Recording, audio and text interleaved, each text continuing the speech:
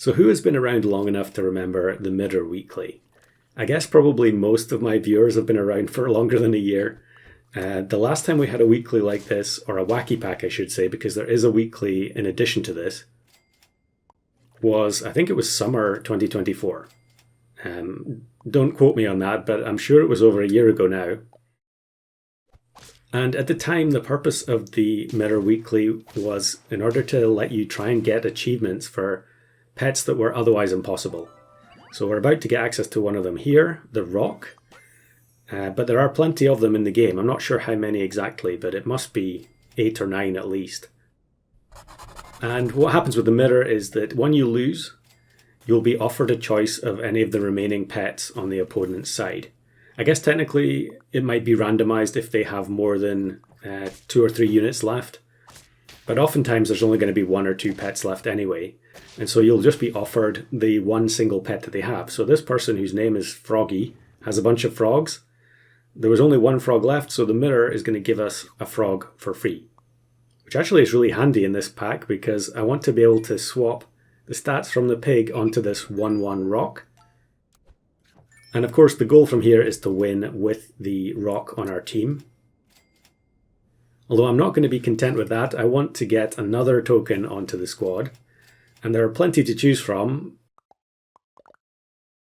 I think since the last Mirror Weekly, there's only been 1 additional token added that you need the mirror or the fly trap in customs to actually gain access to, which is the angry pygmy hog. Maybe you can guess why we have 2 pygmy hogs at the back of the team here. But yeah, when this weekly originally came out, there was no fly trap.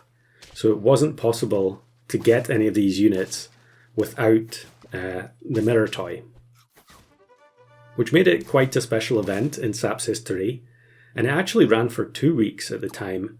I think that was just a glitch, but it was nice because it was very, very difficult to get any of these achievements in that weekly pack at the time.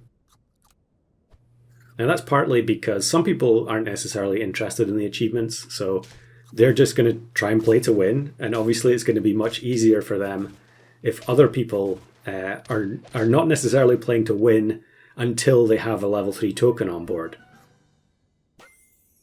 So how are we actually going to do that? Well, there are a few different options, and I think the easiest one is to try and hang on for turn 9, level into Quetzalcoatl, and of course most of the tokens in the game are considered tier 1.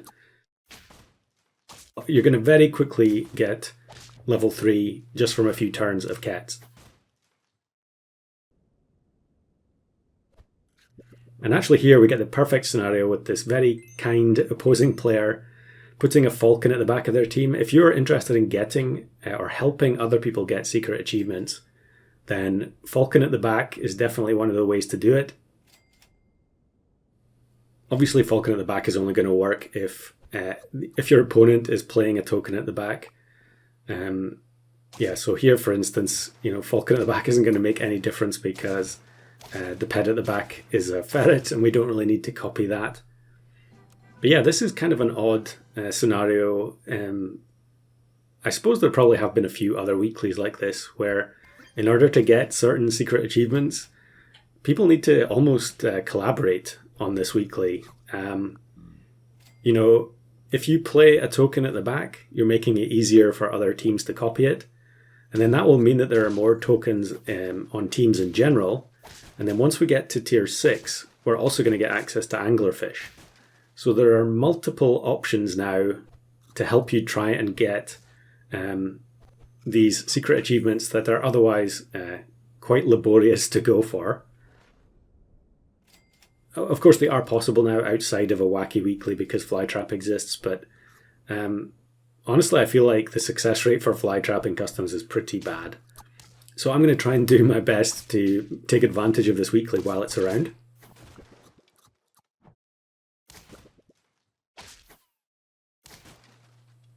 So get the victory there. And I kind of glossed over something that happened in the previous shop phase, which is that Dugong, which is one of the new pets, it will buff units from outside your pack, which you'd think would make perfect sense with this weekly. However, it turns out that Dugong is currently bugged, so if it shows up in a weekly pack, it will always buff everything on the team. So I'm sure that bug will be fixed in the next update, but for now it means that Dugong is basically an auto buy in this pack, because you can pill it and almost get mammoth value on turn 3. Yeah, look, here's Luke with Dugong Mushroom on turn 11 and giving tons of stats. I think we're still going to win though. Yeah, because the Stonefish is a great equalizer. But yeah, the Butterfly at the back would have been copyable if we'd lost to Luke's team there. So already remembering exactly what to do in this particular scenario. So Red Panda also didn't exist the last time we had one of these weeklies, and I think one of the issues in the previous weekly was that it was pretty repetitive. You know, a lot of people had the same strongest units every time, because a lot of the slots in the pack were taken up with pets that were there just to help get the level 3 token, as we unfortunately lose here to the Baycat. But this time with Red Panda involved, you can actually get any of the tier 5s or 6s if you want to. So hopefully that should mean that there's a greater variety of opponents instead of, I feel like it was Grizzly Bear and Mushroom Nyala last time. He says as if he doesn't remember the struggle for that particular weekly. But yeah, this team actually does have Grizzly Bear, although clearly they must have got it from Red Panda. And it ends up in a tie. I think in the previous version that wouldn't have happened because the Grizzly wouldn't count its own attack. But that's since been fixed. Yeah, I'm just going to buy these foods, I think. Yeah, might as well. Now that our team is basically set, the only thing that we're going to replace is Quetzalcoatl. And we can just swap it out for one of the decent tier 6s when we get the opportunity. So Stonefish, worth its weight in gold there. Wolf Mushroom at the back. But I think the garlic on the Pygmy Hog is going to be good enough. I guess you could get a pig with the mirror, but I think pig is in the pack anyway, so that doesn't really make any difference. We'll take the pie.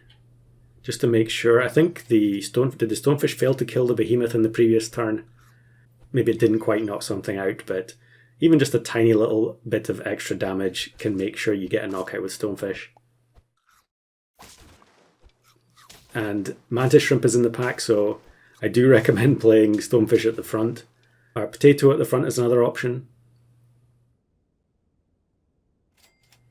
Obviously, once people get their level 3 token on board, they're going to try and field the strongest team they can in order to increase their chances of getting the achievement. I think probably early in the week will be the time to get as many of these as you possibly can. By the end of the week, I'm sure people will have optimized the pack, as always happens, and then it's going to be harder going, unless of course we get a lot of people who are trying to get the achievements. Fingers crossed for that scenario, but I'm not holding out hope. So just keeping the Cerberus frozen here, because once we're finished scaling with the Quetzalcoatl, we'll just swap it out.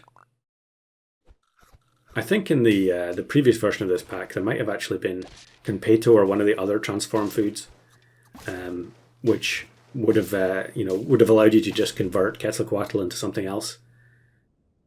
But this time you're going to have to actually think about it a bit more and make sure that you have something locked in the shop ready to replace it. Fun team here where they've got level 3 Tapir, level 3 Cerberus, so they actually get 6 Fire Pups. Well, I think we're going to be able to knock them all out with the rock. Yeah, it is actually a victory. That is kind of surprising. I think their team, almost their entire team was tier 6 there. I think it was just the Caterpillar that wasn't. Probably should just take the Potato here and then swap the rock into first position so it can tank some snipes from Mantis Shrimp. And then we just cross our fingers that we face a weak enough team. So here's a team that actually has Pygmy Hog at the back. So it is Angry Pygmy Hog versus Pygmy Hog. And now theirs becomes angry as well. except it's only a 15-15. And do we have enough on the angry hog at the back with the garlic? Yes, just by 1 HP. So there we go, Angry Pygmy Hog achievement on day 1 of the Wacky Weekly. I still need Fire Pup and Giant Ice Dogs, so fingers crossed I'll be able to get them before Sunday night.